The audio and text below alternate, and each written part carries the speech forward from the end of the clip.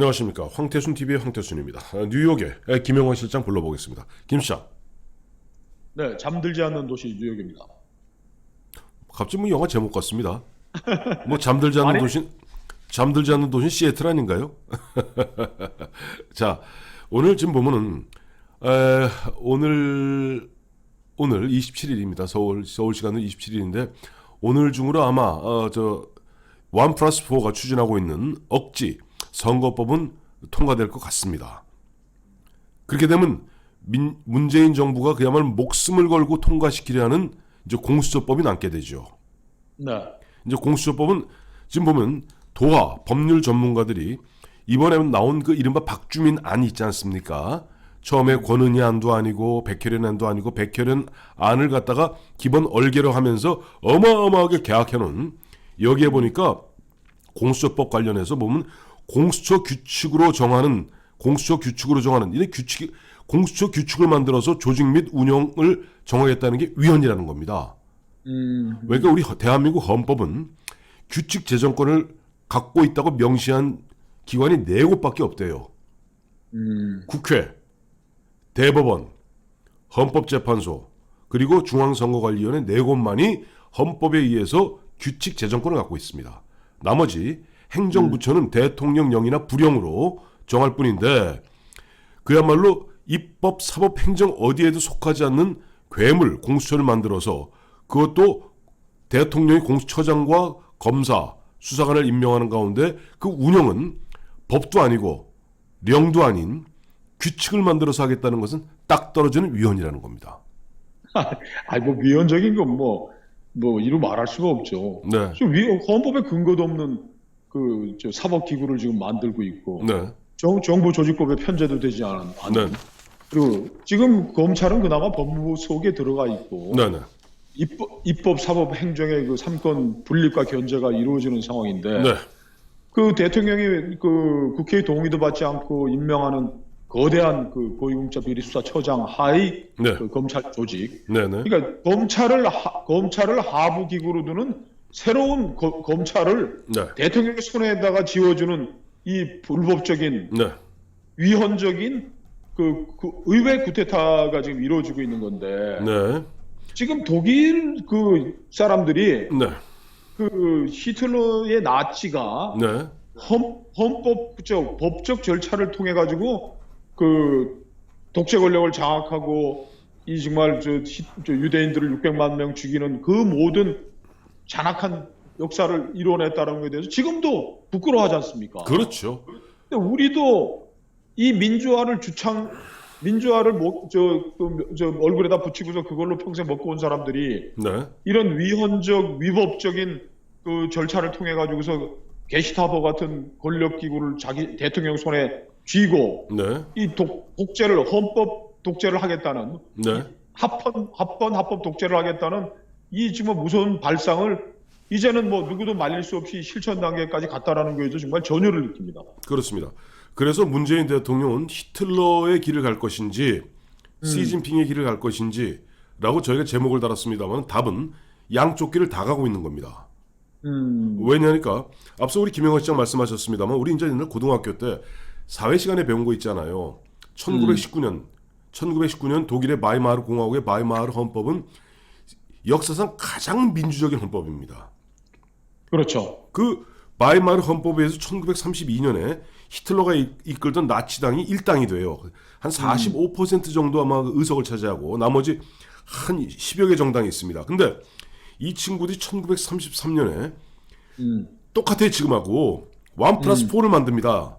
그러니까 히틀러를 중심으로 한 나치당을 꼬마 정당들을 그렇죠. 살살 꼬드겨서 몇 개. 거의 이제 강력하게 반대했던 3인당이라든가 공산당들을 갖다 배제하고 국가 사회주의를 갖다 주장하는 히틀러의 나치당은 꼬마 정당을 선호하고 결합을 해서 50%를 넘겨요. 그리고 국회에서 독일 연방의회에서 뭘 통과시키냐니까 딱 한 장짜리 법안을 통과시키는데 그게 그 유명한 수권법입니다.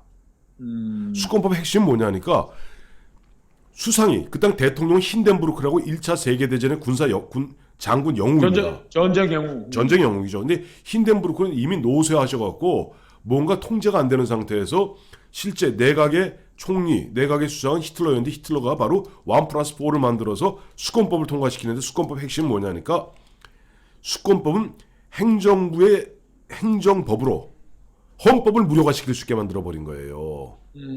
정령 명령으로. 그렇죠. 기가 막힌 이야기입니다. 그리고 그 상태에서 수권법을 통과시킬 때 보면 지금하고 똑같아요. 문희상 씨하고 똑같이 보면 뭐 이제 공산당 그 의원들은 갖다가 저 게슈타포를 통해서 불법 구금하고 그 상태에서 강제로 통과시켜 버립니다. 그리고 헌법을 무력화시키고 거기 그 즈음에 힌덴부르크가 죽어요. 그러니까 히틀러는 자연스럽게 헌법이 무력화된 상태에서 자기가 총리 겸 대통령이 돼서 그 유명한 히틀러 총통이 나오는 겁니다. 그리고 히틀러 총통이 제일 먼저 한 것은 자기한테 그동안 1+4로서 도와주었던 꼬마 정당들을 비롯한 공산당 모든 정당을 다 해산해버립니다. 행정입법으로. 그리고 유일한 정당 남는 게 나치당이고 그로부터 1945년 미군의 연합군에 의해서 함락될 때까지 독일에는 선거가 없었습니다. 우리도 이 고위공직자 비리수사처가 네. 헌법에 근거하지 않은 막강한 권력을 대통령에게 집어줘서 네. 저 상권 분립을 파괴한다는 점에서는 네. 헌법을 무너뜨리는 기도라고 봐야 되겠죠. 그렇죠. 아까 또 시진핑 얘기를 제가 왜 말씀드렸냐니까 지금 우리가 늘 이런 얘기하잖아요. 세상에 우리가 배울 게 없어갖고 지금 중국은 시진핑 그러니까 후진타오 체제까지만 해도 비교적 좀 뭐 개방적이고 좀 안정적이었습니다만 시진핑 체제 오면서 굉장히 독재로 과거 마오쩌둥 시대로 되돌아가고 있거든요. 집단 지도 체제가 붕괴한 거죠. 그렇죠. 그리고 그렇죠. 중국은 정치국 상무위원들은 네네. 지금 뭐 9명 하다가 지금 뭐 6명까지 네. 줄이고 뭐 변화가 좀 있고 하지만은 그 사람들이 다 똑같은 수준의 영도들이고 네. 그리고 국가의 방침이라는 거는 네. 이 사람들 간의 격렬한 토론을 통해서 그 결정하는 게 등소평이 그 만들어 놓은 집단 지도 중국 공산당의 집단 지도 체제 그리고 10년 단위로 그 지도부를 네. 교체하는 주석 네. 총리를 비롯한 상임위원들을 이제 10년 단위로 이제 교체해 나가는 그런 전통이 있었는데 네. 시진핑이 이거를 다 깨부수고 맞습니다. 마오쩌둥 수준의 네. 그 탈법적 공산당 규약적인 권한을 자기 한 손에 잡아쥐고 있는 거죠. 지금. 그렇죠. 그래서 이제 보면은 시진핑이 집권하면서 일기 이제 끝날 무렵부터 무슨 희한한 일을 하냐 하니까 앞서 말씀하신 대로 공산당 그 중앙 상무위원들 정치국 중앙 상무위원들 7명은 동등합니다. 그리고 거기에 주석은 총서기는 one of them일 뿐이에요. 근데 이 사람이 뭘 만들었냐니까 각기 소조를 만듭니다. 그리고 그 소조의 조장을 자기가 겸해요. 그래서 결과적으로 경제 문제를 총괄하는 리커짱 총리는 경제를 총괄하지만은 그 소조의 영도는 시진핑인 거예요. 그 시진핑을 보고해야 되는 관계가 됩니다. 그래서 1인 체제를 만들어 놓고 1인 체제를 만들면서 정치적 반대자를 갖다가 이른바 처단하기 위해서 만든 게 뭐냐니까 현재 우리 공수처의 모델이라 하는 국가감찰위원회입니다. 그게 국가감찰위원회. 원래는 이제 중국은 전통적으로 당의 중국 공산당 기율검사위라고 있어요. 그 기율검사위가 사실은 모든 그 당의 부정부패를 척결하고 일반 그 인민들에 대한 부정부패는 중국에도 검찰이 있습니다. 검찰이 했는데 국가감찰위원회를 2018년 3월, 작년 3월에 만들었어요. 이게 딱 공수처입니다. 그래서 검사 100명을 갖다 차출해서 이건 당의 기율검사위의 지휘를 받는 국가감찰위원회를 만들어서 중국의 모든 파워 에리트들을 갖다 딱 한 손에 목에 쥐고 시진핑의 마음에 안 맞는 놈들은 다 목을 치는 겁니다. 이 모델을 갖다가 그야말로 우리 중국 하면 환장하시는 우리 좌파님들 그 중에 또 리영이를 가장 존경한다는 우리 문재인 대통령이 국가감찰위원회를 모델로 만든 것이 바로 초헌법적 히틀러의 길을 가기 위한 도구로서 공수처를 만드는 겁니다. 노영민 비서실장이 중국 가서 그거 연구하고 왔나? Maybe. 그 중국 같은 경우에는 네. 그 중국 그 공산당 체제의 가장 큰 문제점이 부패거든요. 그렇죠. 뭐 조윤강이니 뭐 상무위원 걸린 그런 친구들은 부정부패 뭐 뇌물 횡령 액수가 뭐 1조를 보통 넘어가는 그런 단위고. 제가 알기에 7조입니다. 네, 7조. 그리고 뭐 지방에 무슨 뭐 당석이 뭐 예, 이런 예. 중에 또 부패 행위로 뭐 공개되는 사람들도 네. 뭐 그 정도 1조 뭐 이상 네. 이렇게 되고 하니까 시진핑이 네. 부패 척결이라는 명분을 내서 공산당의 부패는 공산당이 일당 독재를 끝내야지 사라질 수 있는 것이지 네. 내부적 감찰을 통해 가지고 할 수 없다라는 게 이제 외부 서방 사람들의 뭐 일체된 견해인데 네. 시진핑이는 아니다. 우리는 우리의 힘으로 네. 우리 중국 사회의 부패를 우리 당이 중심으로 해갖고 무슨 뭐 공안위원회 이런 걸 통해 가지고 예, 예. 할 수 있다 그러면서 사실은 자기 개인 권력을 정적을 제거하고 네. 자기 개인 권력을 강화하는 수단으로 도입한 것이죠. 그게 바로 기존에도 보면 당 기율 검사위원이 있었거든요. 30년째. 있었음에도 불구하고 아까 말씀하신 대로 뭐 저윤캉뿐이겠습니까?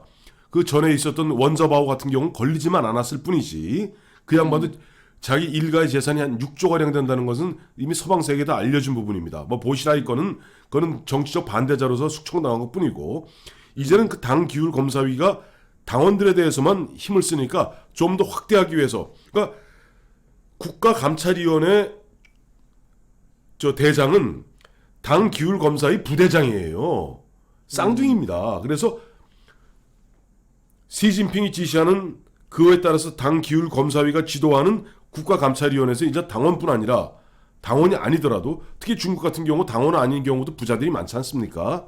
그런 것도 다 때려잡고 그 다음에 시진핑의 권력을 강화하기 위해서 예전 히틀러의 게슈타포하고 SS를 합쳐놓은 것이 바로 국가감찰위원회고 그 국가감찰위원회를 갖다가 우리 그대로 만들어서 이제는 초헌법적 기관을 만들어 놓고 대통령이 모든 걸 임명하는 가운데 이제는 법도 아니고 령도 아니고 자기 규칙을 통해서 우리 국가의 모든 것을 쥐락펴락하겠다는 것이 국회의원을 비롯한 8,000명의 사람을 갖다가 딱 한 손에 꿰겠다는 것이 지금 문재인의 바로 이 공수처 구상인 겁니다. 그러니까 독일 사람들이 네. 그 대학교 입학식 졸업식이 없어요. 네. 사람들 많이 모여가지고 뭐 떠들고 하는 거 이게 다 이게 히틀러 나치 하도 지긋지긋해가지고. 그렇죠. 그래서 그 사람들 모여가지고 국가도 뭐 도이칠란드 위버 알레스라는 국가도 잘 안 부른답니다. 하도 네. 그놈들이 그래서 만들어낸 게 연동형 비례대표제예요. 네. 그 히틀러 나치 같은 놈들이 그냥 일당이 딱 장악해가지고 뭐 나라를 휘청거리게 하는 걸 막기 위해서 했는데 네.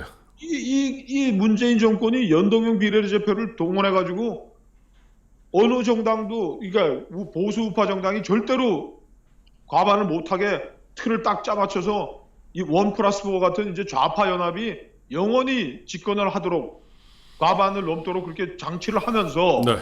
그 히틀러가 누렸던 독재 권력은 공수처를 통해 가지고 이게 하려고 그러니까 완전히 또 히틀러하고 뭐 쌍둥이 같이 하려고 그러네. 이거 참 큰일 났네 이거. 이거 우리 김영환 씨 역시 편집장답습니다. 제가 장황하게 한 얘기를 갖다가 단 한 줄로 요약해 주시네요. 그러니까 그러네요. 맞습니다. 아니, 지금 아니 얘기를 듣고 보니까 그러네요. 예, 그래서 지금 보면 이제 똑같은 일을 하려고 그러네. 그러니까 그 당시 1933년, 32년, 33년에 독일에서 수권법을 통과시킬 때 그 당시에 일당이었던 나치당이 40%를 조금 넘었습니다. 지금 민주당과 비슷합니다. 그러나 그때도 1+4를 만들어 갖고 1+4를 통해서 그런 식으로 수권법을 만들고 그 다음에 나머지 그 4들은 다 정리해버리고 그 다음에 일당 독재로 가는 가운데 그 도구로서 독재를 강화하긴 도구로서 썼던 것이 게슈타포 SS라면은 나치당이 그때 아마 그 꼬마 정당들 모아가지고 네. 자기들은 40%밖에 안 됐지만 거의 69% 뭐 70%까지 해가지고 그렇죠. 그 힘으로 헌법을 무력화시켜버린 거죠. 지금 조금 모아가지고 뭐 그렇게 할 수가 없는 거죠. 그러니까 지금 보니까 지금 문재인 정권이 1+4로 헌법을 무력화할 수 있는 지금 행위를 하고 있고 예. 뭐 무슨 일이든지 헌법을 무력화시킬 수 있는 어떤 조치든지 할 수 있는 지금 준비 태세가 돼 있으니까 네. 강화할 일입니다. 자, 이제 이렇게 보면 우리나라가 지금 보면 점점점 NLF들에 의해서 그야말로 돌이킬 수 없는 지경으로 가는 부분이 안타까울 뿐입니다. 아니, 이런 게 쓸데없는 걱정, 기후가 됐으면 좋겠습니다. 그래요. 밤늦게 우리 김영환 시장 고생 많았습니다. 수고하셨습니다. 감사합니다. 네.